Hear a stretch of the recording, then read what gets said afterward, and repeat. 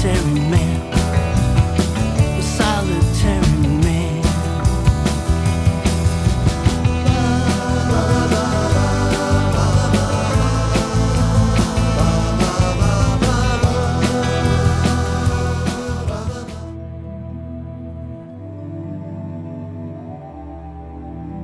This is Brian Jemfe reading my poem, The Thin Dead on the Road. I'm afraid I was wrong about the world ending. The man sitting on the bench is simply a man on fire, his fingers reaching for solitude, something brief. The day becomes a sigh of pigeons digging for stones. I stand near a station, too sick to notice the bench or the man or fire, or whether I've been spared from grief. Even the roadkill, covered in concrete, stands and walks. Where are those left behind? I thought I knew something about Armageddon. I apologize, but when the world pauses, I'll sing naked in the heat and grow a forest of sycamores. Who can survive an apocalypse and live? I made the roadkill a god, but I'm not allowed to speak for God, so I wait. The thin dead on the road moves through the after-image of catastrophe to ask what it means to survive an apocalypse.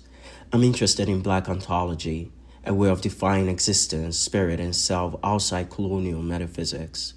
In the poem, survival is not salvation, but a condition, the mind persisting amid what should have ended it. It's a meditation on what remains animate after devastation, and on how the imagination, even scorched, continues to bear witness.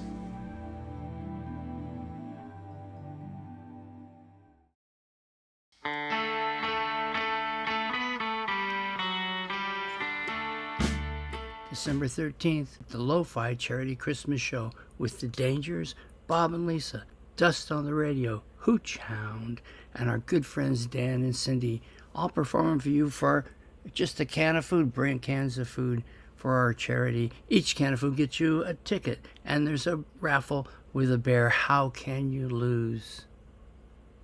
See you then.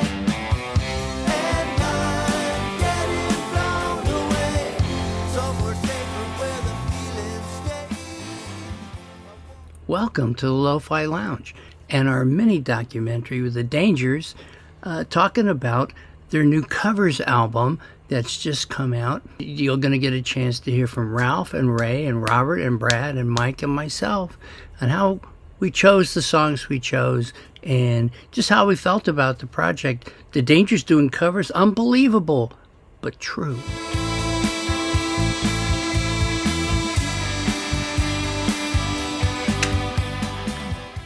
Welcome to our continuing series about the Dangers covers album. This is actually an EP, not a full album, but we made this while we were making our most current CD, My Pen Was Wide Awake. And I was pretty excited about it because, well, we sort of come from a covers band background as well as doing originals.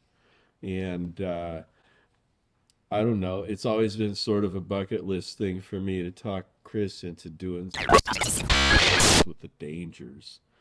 Now that I've been around long enough. And so when we talked about it, it was like, well, he says, I think everyone should pick a song out, which was fine by me.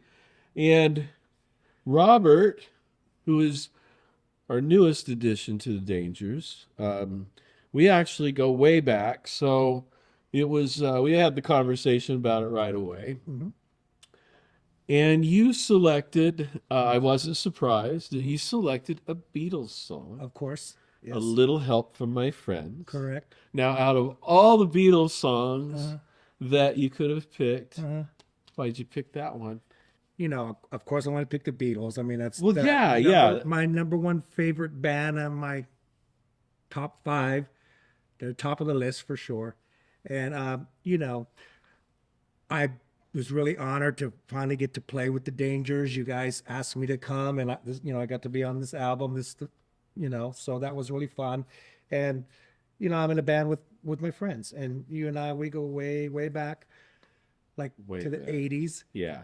And that's really sort of how we bonded, was over Beatles songs. Yeah, Beatles songs, and we, it was our common thread. You were a little more rock and roll than I was, more of a pop kid, but true. But we both like the big harmony singing thing, and Dangers is packed with a bunch of great singers, so right. So I wanted to do Beatles because I love them, and something that showed off our vocal harmonies, and getting to work with my friends, you and Mike, and we go way, way back, and you're my music brothers. You're more than friends, and it felt like an appropriate song, as you and I talked about this not too long ago, that here we are after all these years still getting to do this together, and how lucky we are. Absolutely. And I just wanted something to kind of, share that feeling with everybody in the spirit of our coming together. Yeah. And well, that's really I'm glad you picked that one, because it's one that we've never covered in any of our cover situations. Yeah, you're right. Right. So it was new to us in that way. Right. Yeah, for sure. And I don't know, when you started cutting vocals and everything, I mean, how did it feel singing that part? So luckily it was a Ringo song. It's a little easier to sing than, maybe some McCartney kind of thing with the high vocals or whatever. But, I'm always a little nervous when I'm trying to sing or whatever, because, I don't know, you hear yourself back on tape and it's like, oh. Right. So you never get used to that. Yeah. And it's got the big high note at the end. Right. So I want to make sure I hit that. And, but yeah, it was fun, it was good. Well, most people think, covers and everything, but especially yours, it was just so much fun. Oh, good. Doing the backups and everything. Yeah. And we all got into the spirit of it, I think. Yeah, for sure. Now, are you happy with how it came out on the? I am. I'm very happy with it, and I got my wife's seal of approval. Oh, well. And so, she likes it, then all is good. Now, little secret here. I don't know if Chris wants me to pipe up, but we had so much fun doing this. It may be something we do again next time. The Covers EP, Volume 1. I get by with a little help from my friends. Gonna try with a little help from my friends. Oh, I get high with a little help from my friends. Yes, I get by with a little help from my friends. With a little help from my friends.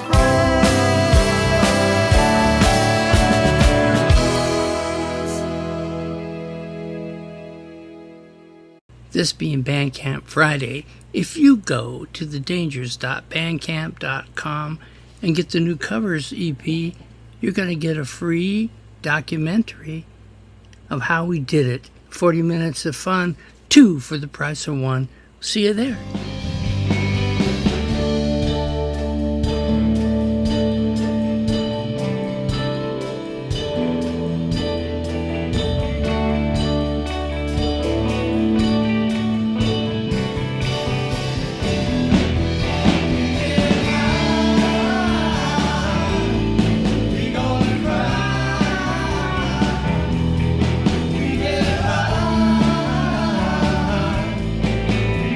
Right.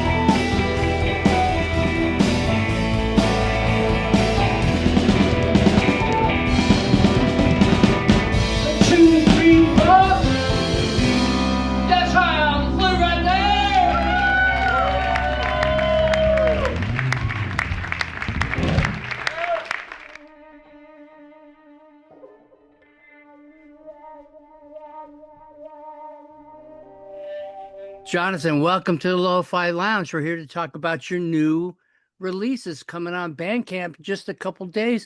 How did this come together, my friend?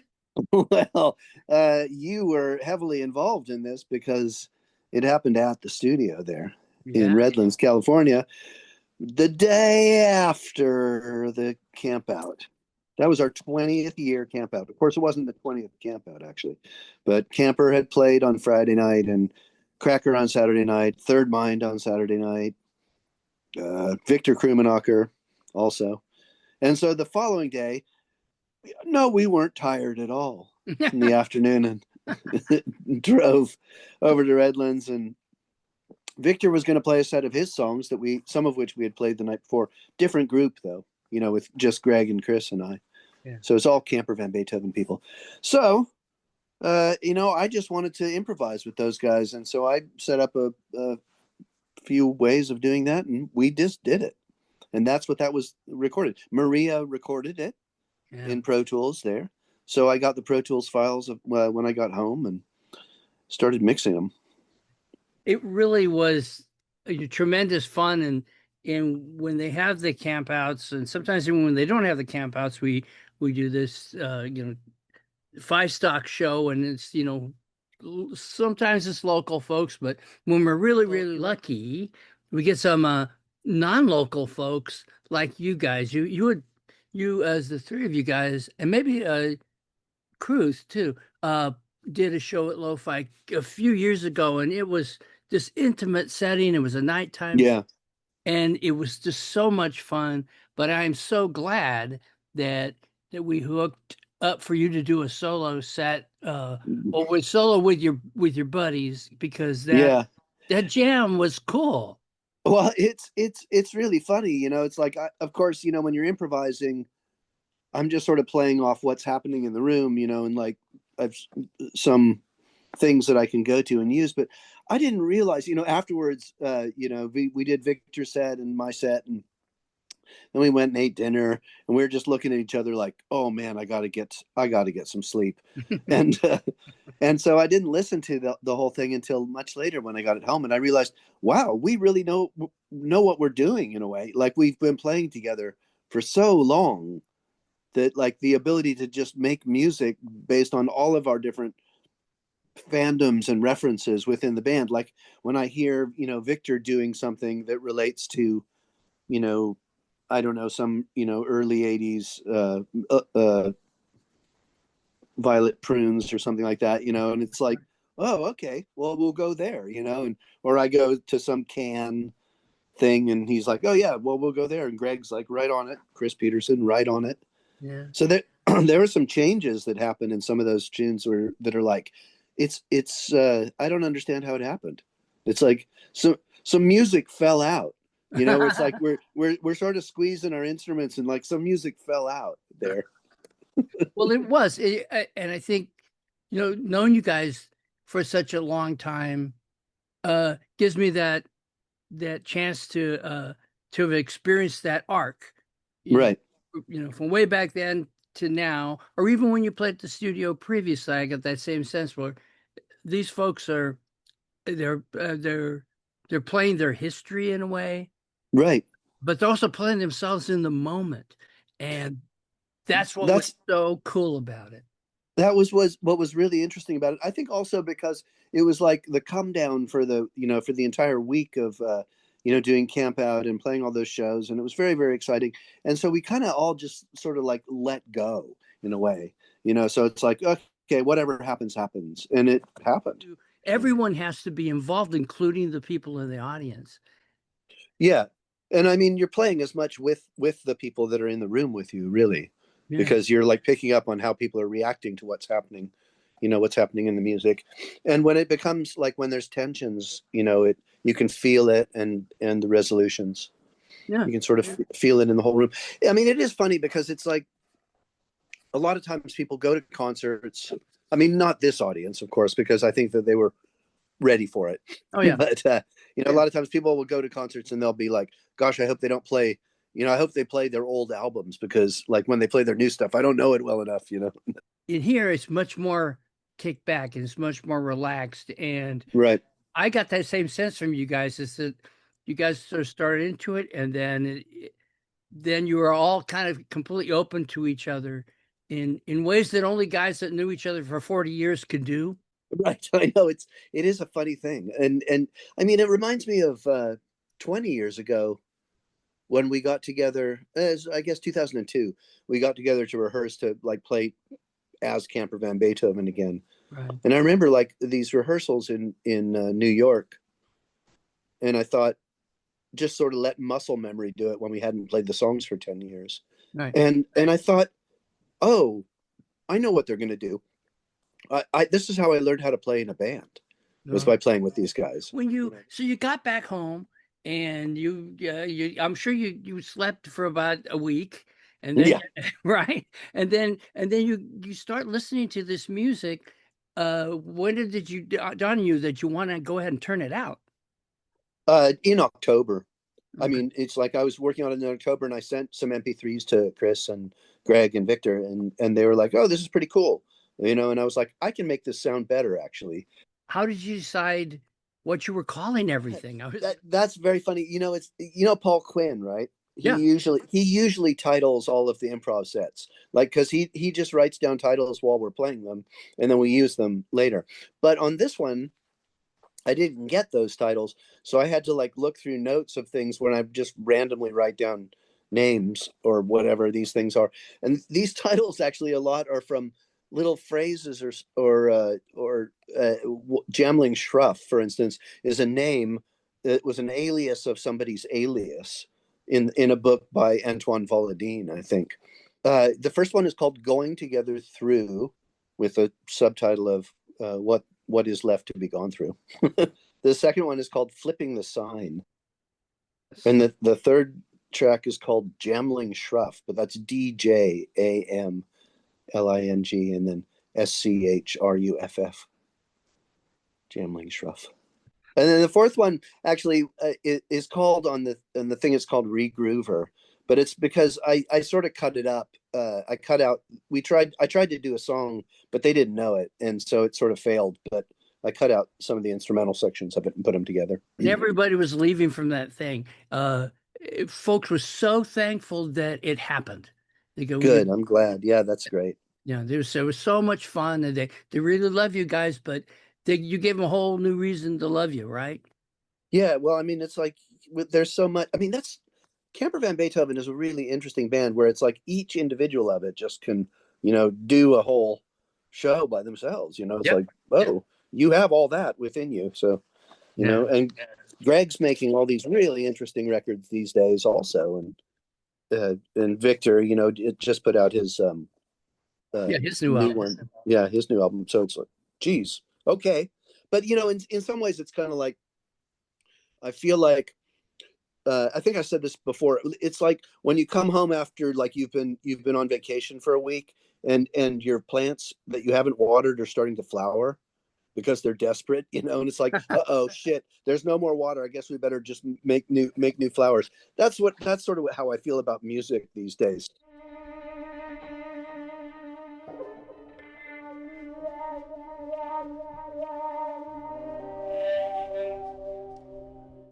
And now, from this year's 5-stock, you got Jonathan, Greg, Victor, Chris, working the church.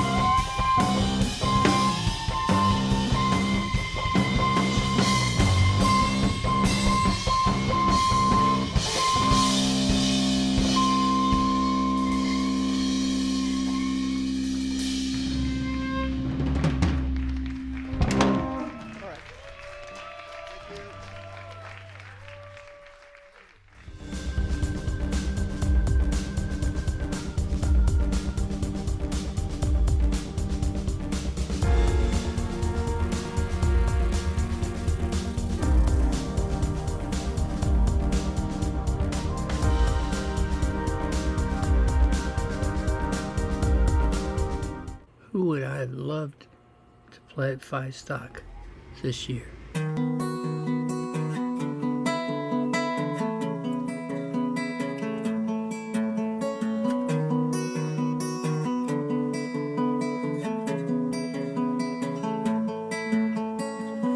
We are naturally wanting each other.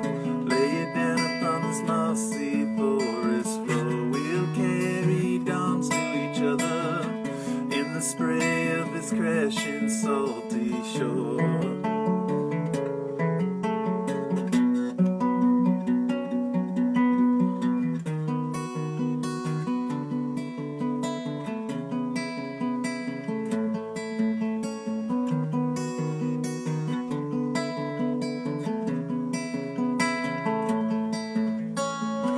We'll lay here tied by a plunder.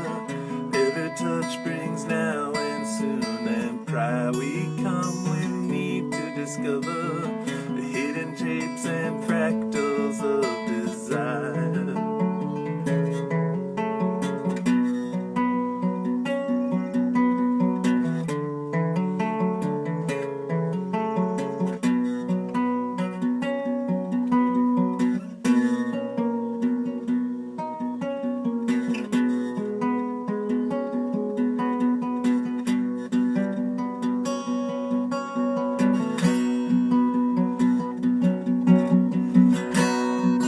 Reveal me, bear me down and smell me over like bare trees swaying by while gales blow over.